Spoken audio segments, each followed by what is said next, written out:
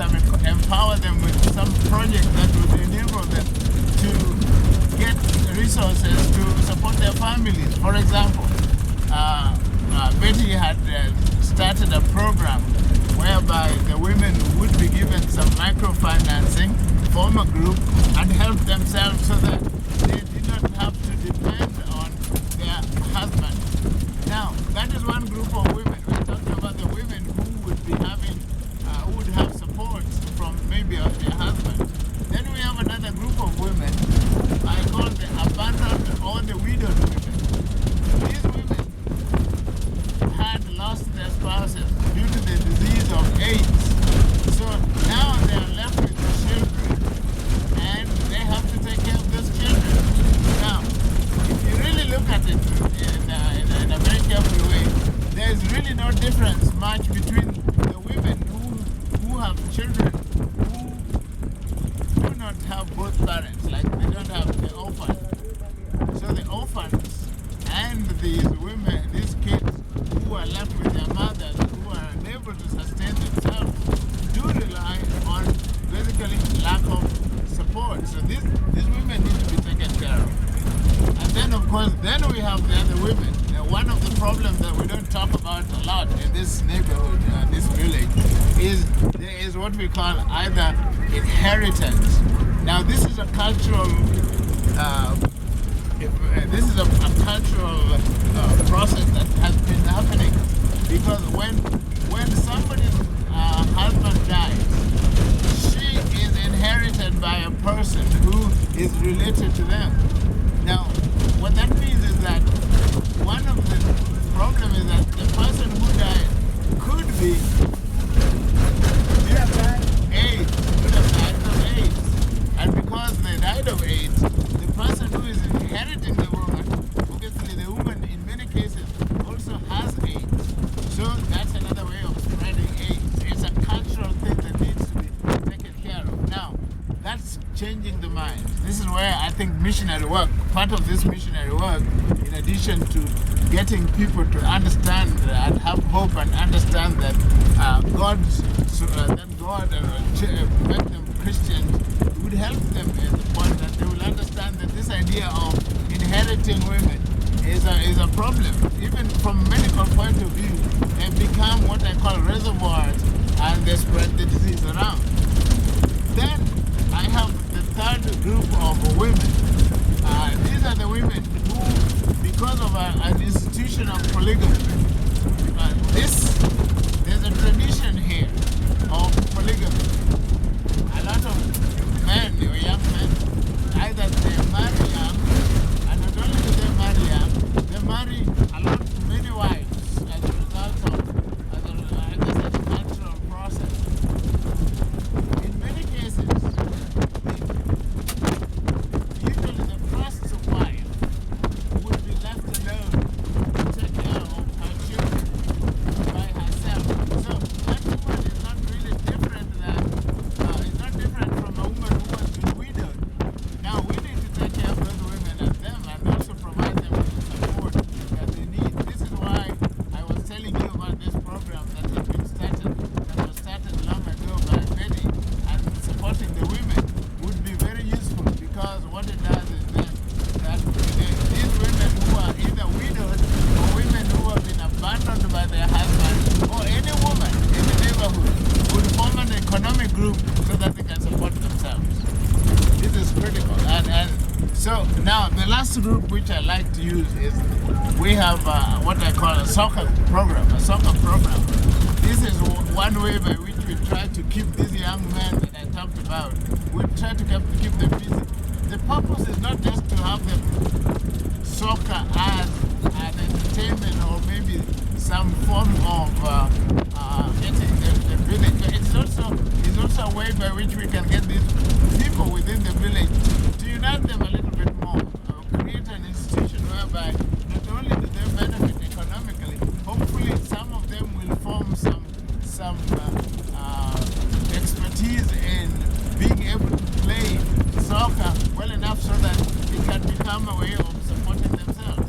Now, let me go back to what I just talked about in terms of school.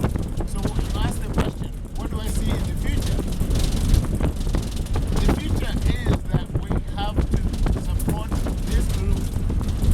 building a school. Now, there are two levels, actually three levels of educational programs that we need to take care of. One is the primary school, the elementary school.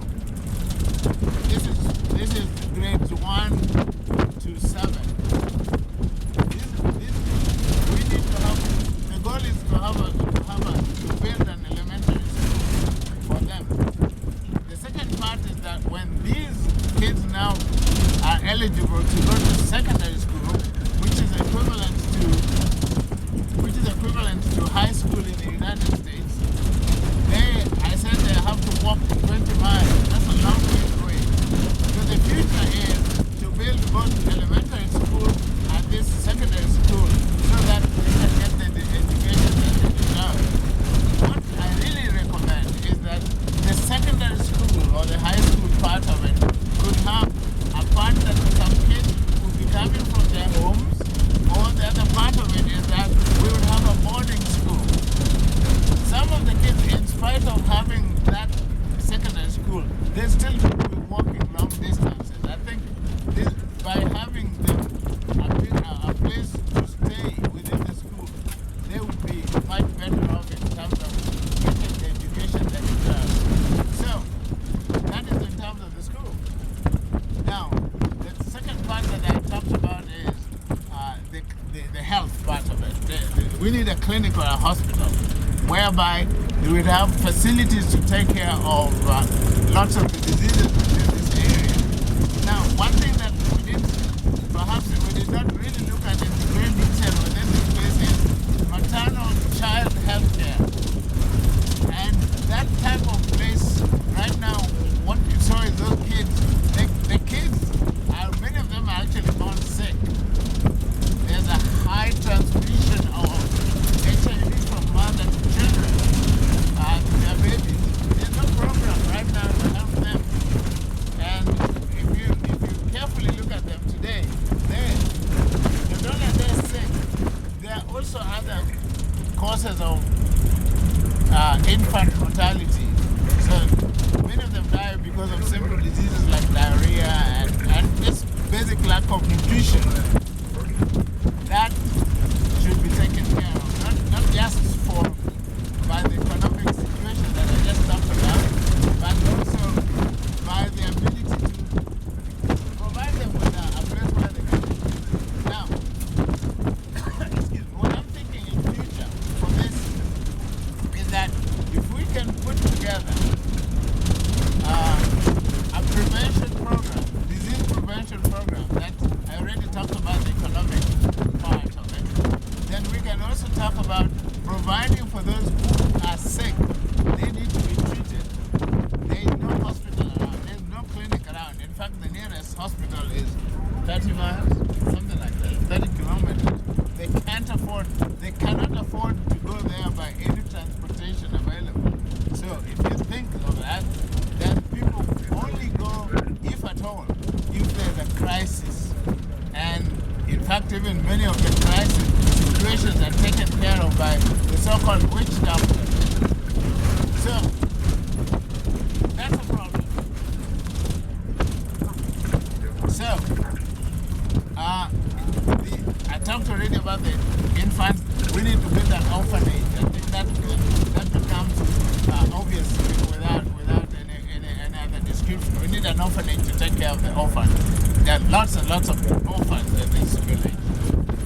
And also we need to take care of the soccer program so that it can also create not only the unity within the community but also provide for these young men with activities that help them to really have something in mind. The long term, in fact, is that we should really have a program whereby we can help these young men to have some form of vocation so that they can also be able to be part of the society and contribute to the economy of this village. So I think those are in a nutshell, those are the things that we need to attend to.